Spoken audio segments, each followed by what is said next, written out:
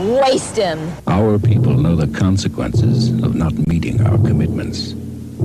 At All American Dodge, the customer calls the shots. Ready? Aim! Fire.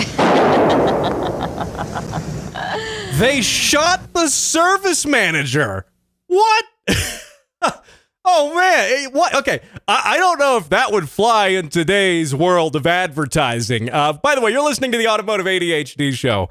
I'm your host, Matt West. And if that was really true, if the customer calls the shots, then if we're talking about Dodge in particular, if the customer calls the shot, then I would have my supercharged Hellcat, but it would be, I don't know what's a good price, $32,000 MSRP out the door. No markups, actually incentives on that sale, and maybe even a rebate or two. I think I would like that. You know, I'm not a Hellcat kind of guy. I've driven a Hellcat before with the 6-speed manual. Ooh, that's a fun car, though. I mean, spinning tires in first, second, third, fourth, chirping them going into fifth. Anyway, that's a really fun car. But yeah, no, if the customer really called the shots, that's what I would have. Again, $32,000 with rebates. But having said that, Dodge does appear to be listening to its customers. Now, I don't think they're listening to the customers calling for the service managers to be shot. I definitely don't think they're listening to that. Again, how did that air on? I mean, it was from a different time. It was from a different time, that's for sure. And hey, if you're a service manager at a Dodge dealer, hey, you better be on your best behavior now. So no 5 minutes late, none of that stuff, none of that. But Dodge says that they are bringing back, this comes by way of Car and Driver, they are resurrecting the T-Rex. And we're not talking about some scientific cloning of a T-Rex from the prehistoric era. And no, we're not talking about that. This isn't Jurassic Park. It's not that at all. It is obviously it's a truck with a V8, a supercharged V8. It's coming back. Now, I feel like it was only about a year ago I talked about the TRX going away in favor of the RHO, which is basically the same truck, the same chassis, but with a inline 6, a turbo 6 in there. And I actually was pretty positive about this, and namely because of the price.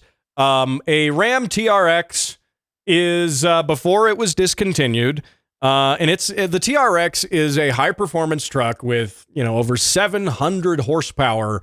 It's got a supercharged V8. It's got crazy long travel, kind of think Baja type suspension. I mean, it's a desert running off-road, high-speed off-road truck that no one uses high-speed off-road.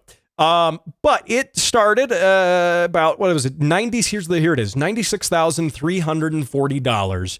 So you're getting out the door basically $100,000, maybe a little bit more. And that was before markups. The markups were crazy on these things. So basically $100,000. Compare that to the RHO. Same truck, same suspension, same cool off-road, high-speed performance to really, be a competitor to the Ford Raptor. That, meanwhile, starts at $69,995. There's a big difference there. I was positive on this truck because of that difference, that you can get that same not the same straight line performance. The RHO is about 540 horsepower versus over 700. But in terms of that off-road performance, that high speed, you want to have a, desert running high speed Baja truck. You want to cosplay a Baja driver, basically. You could do that for basically $30,000 less than the TRX. And I think that's a good thing. And the RHO, it doesn't seem like is going to go anywhere. But they are saying for 2026 now, they are bringing back the V8 into the TRX. And I think it's because Dodge is actually listening to its customers. In fact, they've acknowledged this. They've had some changes in leadership. In fact, allegedly, the person responsible at Stellantis, the parent company, which, by the way, is a bunch of Europeans and they drive Fiats and stuff, allegedly, the executives in charge of canning all the V8s in Dodge's lineup, not including the missing V8 bucking bull thing that we talked about on the bonus edition of last week's show. Not that. But they canned all of these different V8 options in cars, and now they those executives have been shown the door. And now there's some new management who says, wow, we really alienated our customer base. Gee, who's been saying that this whole time? Me on this show, that they've been alienating their customer base. But they are saying that, well, we are going to give the customers what they want, which is V8s, which is supercharged V8s. That's part of Dodge's brand identity. And that's a good thing. We want more supercharged V8s. Now, is this coincidentally, I'll be a little bit of a conspiracy theorist here, but is this announcement timed in a way that makes sense with the repeal of the EPA's endangerment finding? Yeah, I wonder. Gee, it's like the EPA repeals some nonsense, some bureaucratic nonsense that isn't scientific and doesn't make sense. And then, wow, manufacturers are actually making what the customers want to buy. Imagine that. Whoa. Anyway, I don't know if there's a direct correlation between the two of these, but I can definitely speculate that there is. This could already be some positive change that we're seeing as a result of this. Last week on the show, I talked about how a V8 is coming to the Jeep Gladiator.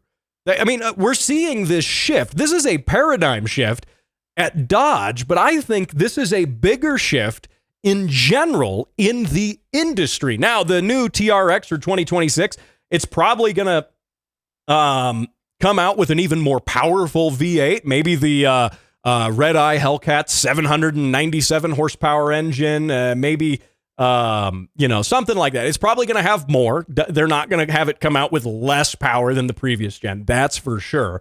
And they got to compete with the Ford Raptor R. Now, speaking of Ford, this also signals this interesting paradigm shift because Ford CEO Jim Farley said on a podcast recently, he was on a Bloomberg podcast where he talked about creating an off-road Raptor supercar with, he says, 1,000 horsepower. Now, it says, the CEO is saying that he's, maybe daydreaming about this, but if the CEO's wanting this, if this is on top of mind of a CEO at a company, a lot of times something like this is ultimately going to happen and it's going to get engineered. Now, Ford is, I would say, killing it in the muscle space right now because they are the only company making a proper muscle car to a true definition of what a muscle car is, which is the Ford Mustang. V8, rear-wheel drive, and it's, they're the only company really doing that right now. Chevy has canned the Camaro, no more Camaro. Dodge has canned the Dodge Charger and Challenger and replaced it with the Charger Daytona EV, or you can get the Charger with a straight six. I like straight sixes and stuff, but just it doesn't feel right in a Charger. It doesn't. So, Ford with the Mustang is really the only company doing muscle cars. They have the Mustang GTD, the absurd, crazy, factory race car that you can buy. They've got the Raptor R. Now they want to make something off-road. And we're seeing the muscle wars really take shape now in the off-road segment, which is weird because we think of the muscle wars of the 1960s. It was muscle cars. It's your Pontiac GTO, your Mustangs, your Chevy Camaros, all of this stuff. We're not seeing that. Ford's the only one making a Mustang, making a true to roots muscle car. Meanwhile, in the off-road space, we've got Ram with the, TRX coming back, the Raptor R. You've got that. Chevy doesn't quite have a competitor here, which yet they don't. But you got this back and forth tussle between Ram and Ford now for a high-performance off-road vehicle. And that's not necessarily where I think we were expecting to have a muscle war. But they keep one-upping each other. Ram's going to bring out, 800 in this. All right, we're going to have 1,000 in this next thing. And it's going to happen. Now, the off-road supercar that Farley wants, I'll talk more about it next week because I don't quite understand who the buyer is, but I am happy that they're making it. So, hey, thanks for watching. Thanks for listening to the Automotive ADHD Show. I'm your host, Matt West. I'll catch you right here next week.